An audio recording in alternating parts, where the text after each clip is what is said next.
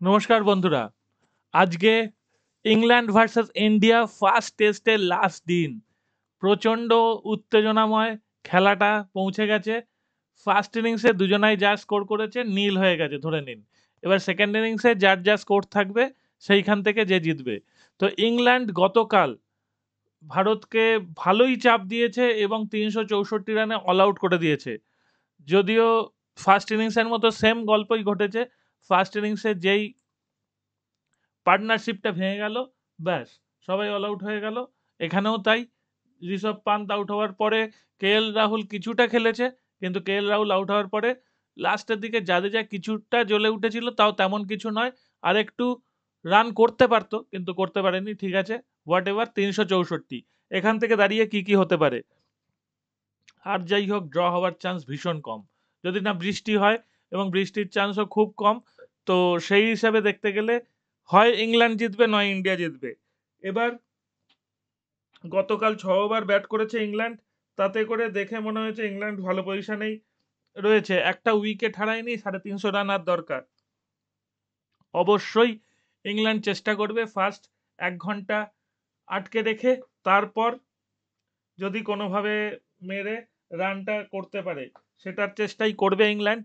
তো সেটার জন্যে যেটা বড় যে বাধা হয়ে দাঁড়াতে পারে সে হচ্ছে জাসপ্রীত বুমরা। আর যেহেতু এটা ফোর্থ ইনিংস, ফিফথ ডে, সুতরাং জাদেজার বল কিছুটা রাফ এরিয়া তৈরি হয়েছে পিচে, সেখান থেকে জাদেজার বল কিছুটা বাউন্স করবে এবং ঘুরবে, এটাই আশা করা যাচ্ছে। আজকে দুজনের ওপর ভরসা, জাদেজা এবং বুমরা। এই দুজন যদি ইন্ডিয়াকে খেলা ঘুরিয়ে দিতে পারে তাহলে ইন্ডিয়া জিতবে। এখন রেট যদিও ইন্ডিয়ার ফরেই আছে, কিন্তু কালকে ইংল্যান্ড ৬ ওভার ব্যাট করে উইদাউট লস থাকার ফলে ইংল্যান্ডের রেটও ধরা যেতে পারে। মানে ইংল্যান্ডেও যারা ভাবছে যে ইংল্যান্ড জিতবে, এবং যদি ঘটে যায় তাহলে ইংল্যান্ডেরটাও ঠিকঠাক জায়গায় আছে, প্রফিটেবল জায়গায় আছে বলা যায়। তো সেটাই আমার ধারণা, শেষ পর্যন্ত ইন্ডিয়া জয়লাভ করবে। সেটা ইন্ডিয়ার ফ্যান হিসেবে বলছি না, জাসপ্রীত বুমরা ফ্যাক্টর এবং ফোর্থ ইনিংস ফ্যাক্টর, এই দুটো হিসাব করে আমি বলছি। যদিও লিডসে দেখা গেছে থার্ড আর ফোর্থ ইনিংসেই সবচেয়ে বেশি রান ওঠে লিডসের ইতিহাস অনুযায়ী, কিন্তু এবারে ইন্ডিয়া ফার্স্ট ইনিংসে টসে জিতে ইংল্যান্ডের আহ্বানে ব্যাট করতে গিয়ে ৪৭১ রান করেছে, যথেষ্ট রান হয়েছে। যদিও ইংল্যান্ড ভালো প্রত্যুত্তর দিয়েছিল। তো এবার দেখা যাক যে ইংল্যান্ড সেকেন্ড ইনিংসে কতটা প্রত্যুত্তর দিতে পারে। যদি প্রথমে ৩-৪টে উইকেট তাড়াতাড়ি ফেলে দেওয়া যায় তাহলে ম্যাচটা ইন্ডিয়ার গ্রিপে চলে আসবে, এটাই বিশ্বাস। দেখা যাক ইন্ডিয়া জেতে কিনা।